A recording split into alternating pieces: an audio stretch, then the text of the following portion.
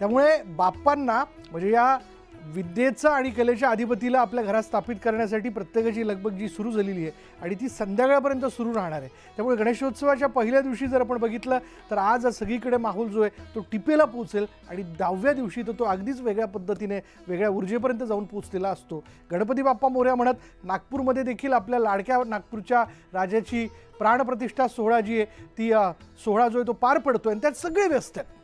नागपूरच्या राजाचं यंदाचं हे 30वं वर्ष असून काचेच्या महालात बाप्पाची स्थापना करण्यात आली आहे। अधिक बोलण्याकरता आणि तिथला माहोल जाणून घेण्याकरता आपण जाणार आहोत आमचे प्रतिनिधी उदय तिमांडे यांच्याकडे। उदय, गणपती बाप्पा मोरया। बाप्पा, नागपुरात काय चाललंय?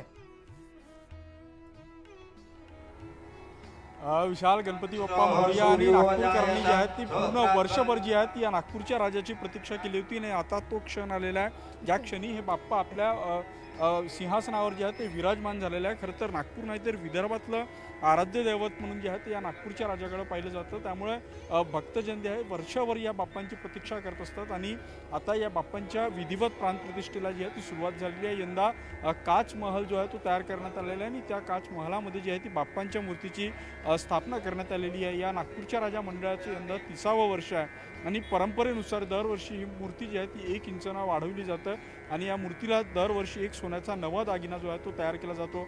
आता विधिवत प्राणप्रतिष्ठा सुरू आहे।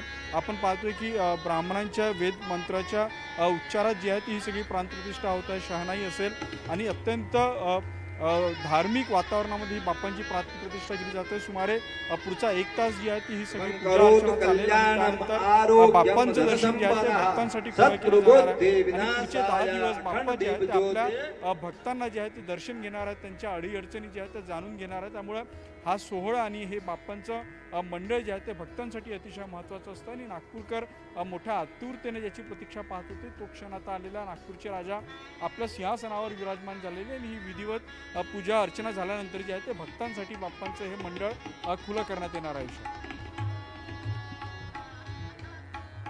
धन्यवाद उदय या सगळ्या माहितीबद्दल। त्यामुळे बाप्पा नागपूरचा सगळा सोहळा जो आहे तो जाणून घेण्यासाठी अशाच पद्धतीने आम्ही आपल्याकडे